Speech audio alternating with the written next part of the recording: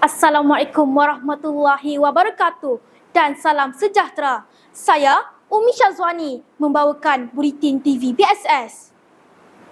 Telah berlangsung dengan jayanya latihan kebakaran fire drill peringkat sekolah yang melibatkan seluruh warga sekolah bagi sesi pagi dan sesi petang.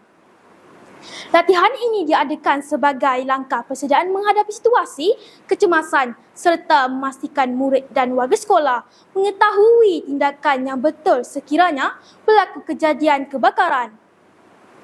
Antara objektif pelaksanaan pelatihan ini adalah untuk yang pertama, memberi pendedahan kepada murid tentang langkah keselamatan ketika menghadapi kebakaran. Yang kedua, meningkatkan kesedaran warga sekolah terhadap kepentingan aspek keselamatan.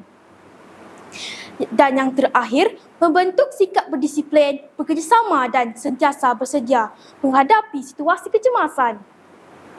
Sepanjang latihan berlangsung, murid dan warga sekolah memberikan kerjasama yang baik dengan mengikuti arahan guru serta bergerak ke tempat berkumpul yang telah ditetapkan. Jom kita saksikan sedukan sepanjang latihan kebakaran fire drill peringkat sekolah yang telah dirakamkan oleh guru TV PSS.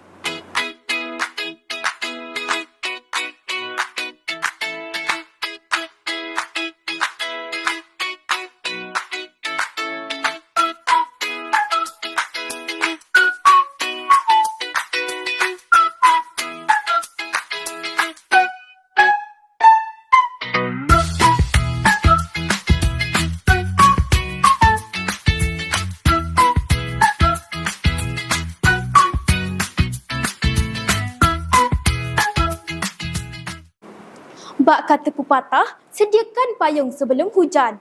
Persediaan awal mampu membantu kita bertindak dengan lebih tenang dan selamat ketika menghadapi kecemasan.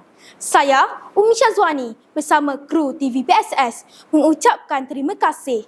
Assalamualaikum warahmatullahi wabarakatuh.